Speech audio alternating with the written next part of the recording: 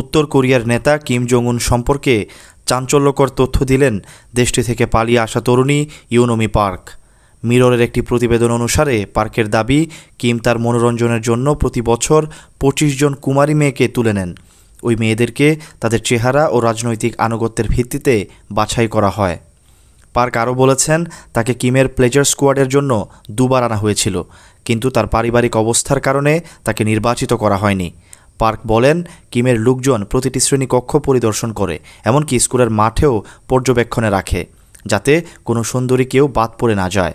কিছু সুন্দরী মেয়ে পাওয়ার পর প্রথমেই তাদের পারিবারিক ও রাজনৈতিক অবস্থার খোঁজ খবর নেওয়া হয়।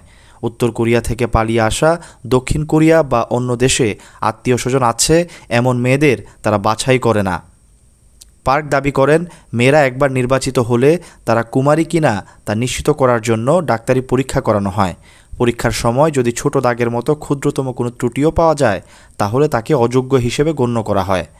এত সব কঠোর পরীক্ষার পর সমগ্র উত্তর কোরিয়া থেকে বাছাই করা কিছু মেয়েকে শুধু পিয়ংইয়ং পাঠানো হয় কিমের মনোরঞ্জনের জন্য।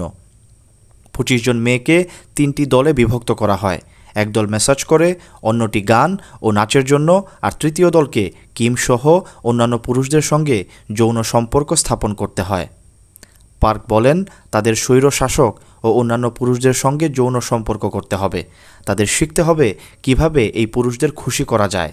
এটাই তাদের একমাত্র লক্ষ্য। কিমের জন্য সবচেয়ে আকর্ষণীয় মেয়েদের নির্বাচন করা হলেও বাকিদেরকে নিম্নপদস্থ জেনারেল ও রাজনীতিবিদদের সন্তুষ্ট করার জন্য নিয়োগ করা হয়। প্রতিবেদনে আরও বলা হয়েছে, একবার স্কোয়াডের সদস্যদের বয়স ২০-এর মাঝামাঝি পৌঁছে গেলে তাদের মেয়াদ শেষ হয়ে যায়। তাদের মধ্যে কেউ কেউ কিমের দেহরক্ষীদের বিয়ে করে নেন। পার্কের তথ্য মতে এই প্লেজার স্কোয়াডের উৎপত্তি ১৯৭০-এর দশকে কিম জং উনের বাবা দ্বিতীয় কিম জংয়ের যুগ থেকে।